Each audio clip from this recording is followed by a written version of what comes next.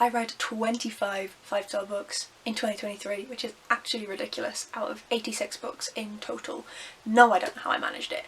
Let's go through each and every one of them with just a little bit of detail as to why I think you should pick them up. A Man and His Cat by Umi Sakurai Volume 2. This manga is absolutely gorgeous. It's about a little cat that originally was unwanted at the pet shop, and this old man goes and buys him and they end up caring for each other. It's just the cutest thing. Next up is Superior by Angela Saini. I need to get a physical copy of this because it was absolutely fantastic. I adored it. This is a non-fiction all about racism. Highly, highly recommend. Then a cli-fi. I love a good bit of climate fiction, and that is Not Alone by Sarah K. Jackson. This book, oh my gosh, it has everything. This is written by an ecologist based in the UK and I absolutely adored it. It has everything I want from a cli-fi. It has the impact of global warming, which is obviously what 99.9% of cli-fis focus on, and also just the human impact, the attempt at survival, the realities of who you'll lose, who you can trust, what will happen. Definitely trigger warnings for this one, but it's absolutely beautiful. Of course the latest Skullduggery Pleasant book is on this list. Don't be stupid. Hell Breaks Loose. This is a prequel in the Skullduggery Pleasant world. There are things that I wish had been done differently. Okay? Don't get it twisted, but I can't rate a Skullduggery book any lower than 5. It's the law, unfortunately. This is great. This whole series is great. It's a skeleton detective. It's magic. It's based in Ireland. Why aren't you picking it up already? If you watched my top 5 books of 2023, you'll have seen this one already. A Day of Fortnight by Samantha Shannon is a high fantasy filled with dragons, actions, sword-wielding humans. I adore it. As always, I adore the Before the Coffee Gets Cold series, so Before Your Memory Fades by Toshikazu Kawaguchi was obviously going to end up on this list. I adore this series where you drink coffee and travel back in time, but only within the cafe, and it is all about emotions and regrets and actually communicating with the people that you love. This series is fantastic. For some reason, I wasn't pulled toward the blood trials. I think part of it is because the writing's a little bit small in this edition from Illumicrate. I loved it. It's so good. It is ancient Roman army mixed with racism that we know in the modern day and how that impacts someone just trying to live, and colonialism, and it's beautiful. And of course we get a badass main character who will go around killing people, which I weirdly love. Speaking of killing people, Gideon the Ninth by Tamsyn Muir. Fucking love this. The banter, the ridiculous jokes, the weird internal monologue. We have lesbian necromancers trying to solve a mystery in space in a way that also feels very fantastical. It's just brilliant. Speaking of ridiculous internal monologue, Murderbot. I reread the first 2 books in the series, which is All Systems Red and Artificial Condition, both by Martha Wells. I adore these. I love rereading them. These novellas are just so much fun. It is a security unit that has gained sentience and decides to go off and do its own thing, which tends to be caring for the idiot humans that can't keep themselves alive. Iron Widow by Zhao. Oh my gosh, this is just such a fun read. Oh my gosh. I actually have tabs in here because I wasn't expecting certain things. There are some ridiculous lines in here. I've just checked one of the tabs. You can't shoot me, I'm rich. And I love that character. Not what you would expect from me, but it's just, it's beautiful. Zhao just is so good at writing something fun and engaging and both serious and light-hearted. Definitely, again, had a couple of issues with this one. I felt like the romance was rushed a bit, whilst also not being developed enough. But I'm very, very excited for the second book. Another one from my top 5 books of 2023, Perilous Times by Thomas D. Lee. You have environmentalism, capitalism, feminism, dragons, Arthurian legend, and a man who can actually write a female character. This is perfection, wrapped up in a very cute form. Stolen History by Sathnam Sanghera is a kids non-fiction book that I was not expecting to enjoy as much as I did, but I really did. It's really fun. It definitely took me back to reading a lot of horrible histories and those sorts of books, but also it taught me stuff that I didn't know. Me, a fully grown adult.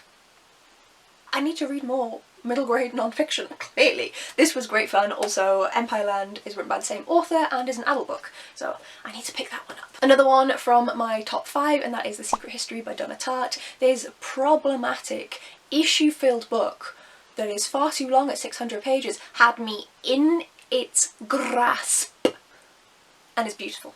I'm sorry, I don't make the rules. Jane Eyre, but the abridged version, Charlotte Bronte. I love this version. It is a kid's version. It's the one I read when I was in year 6, so what's that, 12 years old?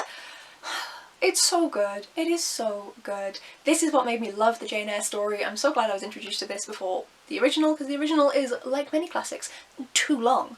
This is just such a good time. I'm so glad I reread it. Minor Detail by Adania Shibli is a book that I read via ebook when the publisher was offering it for free after the book award debacle, shall we say. This novella is beautiful and hard-hitting in 2 parts. The first part is following a general from the IOF in the 40s, and the second part is following a young Palestinian woman in the modern day. And it shows how the occupation began, the atrocities that were committed and are still being committed, and how these events from 70 odd years ago are still impacting and having a huge negative impact on the lives of Palestinians today. In such a short span of pages, it really does encapsulate the very basics of the whole issue that is going on right now with the occupation of Palestine, and I really do recommend picking this one up. It is a very, very quick read, very, very poignant, and will definitely make you aware of what is going on. When Women Were Dragons by Kelly Barnhill is another underrated one. For starters, dragons, obviously, but secondly it is all about feminism and transsexual feminism and how this helps people, how it hinders people, how you can still hate the patriarchy but care about those who perpetuate it.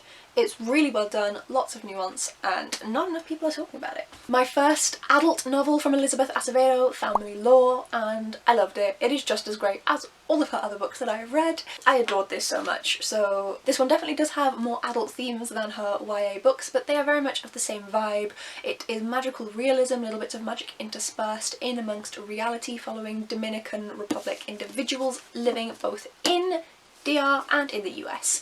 Just, her writing is beautiful. She makes you care about each and every person, and the way that she interweaves these small bits of magic that just light up the world a little bit more than reality, but don't have too much explanation required, is just beautiful. Her writing is gorgeous.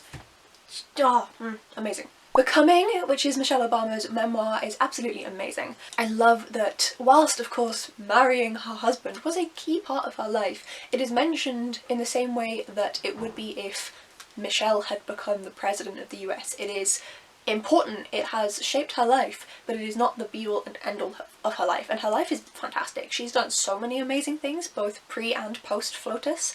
I loved reading about it, I loved learning more about her. I also listened to this via audiobook, and she narrates it herself and does a fantastic job. Another Toshikazu Kawaguchi. This one is Before We Say Goodbye, and it is the 4th and most recent book in the series, and is one of the ones that's in my top 5 of 2023. Very similar reasons why this is on here as Before Your Memory Fades. I just find these stories so beautiful and touching. They're just gorgeous. The Earth Transformed by Peter Frankopan is an immense behemoth of a non-fiction book. It is a big boy. It is a chonker. It is so good. This one, I will admit, was a bit difficult to read through just because of the sheer size and the depth of the research that Frankopan went into, but wow did he. This is done so well, and despite the fact that it is written by a middle-aged white man from Britain, he really does actually try and look at the history of the world. He mentions frequently how not enough research has been done into Africa, for example, because no one's putting the funding in, and how we are severely missing information there. He mentions how we're missing information about women in history because it all focuses on the men. It's just done so well, so researched. As I've mentioned, every time I speak about this book, the references for this are so big, another 200 pages, that they just didn't include it in the book because it's too big. Honestly, like, it's a big book. It's only one to read if you are interested in it, but God, is it good. I finally read Legends and Lattes by Travis Baldry, and yes, I am adding my voice to the hype of this because it is cozy, it is cute, it does have just the right amount of tension of what's going to happen, are they going to fix it, the found family, everything is just, mwah, I love it. A yearly reread for me, A Christmas Carol by Charles Dickens. On core pile, this gets straight 10s. I cannot see how Dickens could have improved on this. This novella is perfection. It has the perfect character development, plot development, world building of the characters within it. You have everything happen in 100 pages. This is perfection and truly shows what Dickens' writing could and would have been if he hadn't been paid by the word. The rewrite of The Bone Season by Samantha Shannon. I loved the first one and I love this one. This was an honorary mention in my top 5 books of 2023. I just adore this series so much. The world building, the character development, the way that it intertwines fantasy and sci-fi and dystopian all into one beautiful conglomerate of gorgeousness. I love this series. And last but never least is The Goodbye Cat by Hiro Arakawa. This is a collection of 7 short stories by the author of the Traveling Cat Chronicles, and 2 of the short stories actually relate to that book. I loved this so much. It's just so cozy and so cute, and I am definitely a cat lover, so I am biased massively. It's just, if you like translated Japanese cat fiction, which seems to be a genre now, and I am 100% here for it, recommend putting this one on the list. And that is it. Those are all 25 books that I gave 5 stars to in the last year. What a stack! I am not lifting them up. I struggled enough for the thumbnail. Okay, the thumbnail is bad for a reason. They're heavy. Let me know if you've read any of these and if you agree with me, if you gave any of them 5 stars or anywhere near, or if you hated any of them. Because if you did, I may want to hear about some more books that you hated. Thanks so much for watching, folks. If you'd like to see what ends up as my 5-star reads in the coming year, make sure to hit that subscribe button down below, and I will see you in the next one. Bye!